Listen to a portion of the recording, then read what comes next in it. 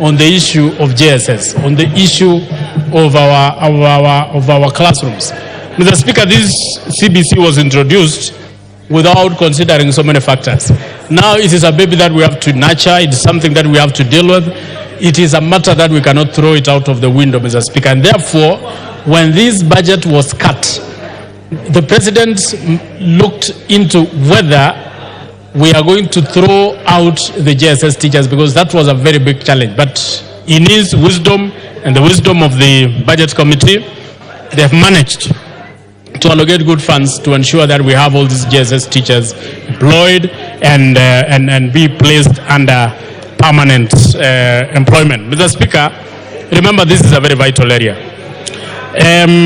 We also ensure that the CBA, collective bargaining agreement, is considered. And this is a very vital thing, which of course will also give our teachers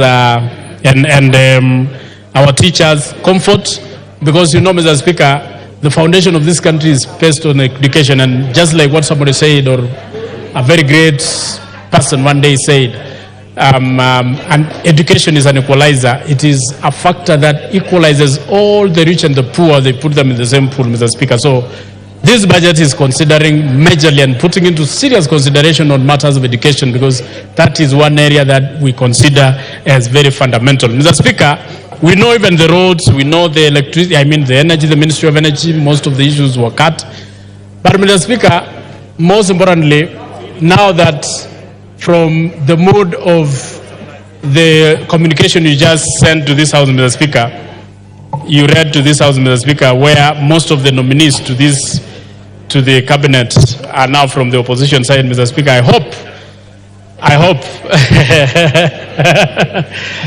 hope it is now going to bring harmony in this House and especially the country, so that whatever business we are going to be transacting in this House will sail through.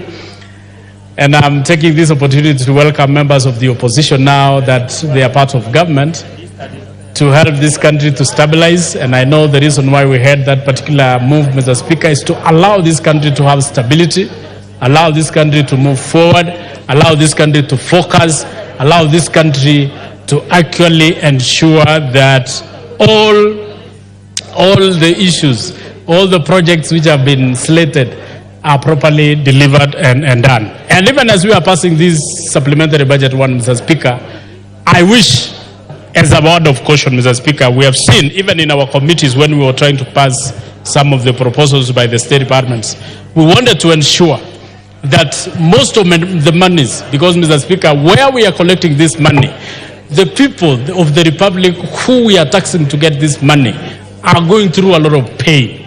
So our major request and demand by this House, Mr. Speaker, is that any money allocated for majorly projects, Mr. Speaker, should be utilized on projects, and especially projects, Mr. Speaker, which bring development to our people and to the people of this Republic. So, Mr. Speaker, I wish to say that we will, as much as possible, try to cut some of the expenditures, but most importantly, Mr. Speaker, the cuts which have been placed on development areas, Mr. Speaker, the little that has remained must be properly utilized. And now that we are having almost a new cabinet, though some of them are the same old faces, but we are having almost a new cabinet. We want to ask the members of the cabinet who are coming in, where especially if they were to be passed or vetted and passed in this House, Mr. Speaker, that it is time to work for this country.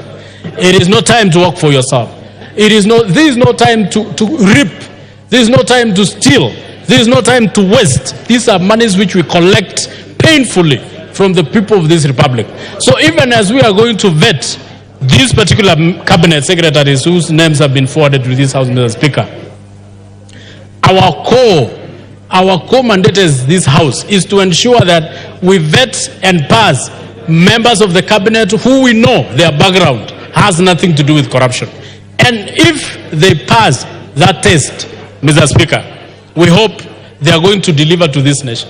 They are going to build this nation.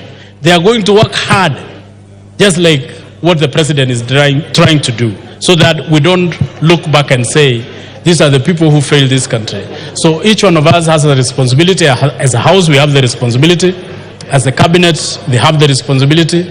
As a president, also has the responsibility to ensure that whatever money we appropriate in this house, Mr. Speaker, whatever money we tax the people of this country, Mr. Speaker, and put in the budget must be properly utilized without corruption, without stealing. I thank you, Mr. Speaker, and I support. Nairobi Women Rep, oh, you are not ready. Oh.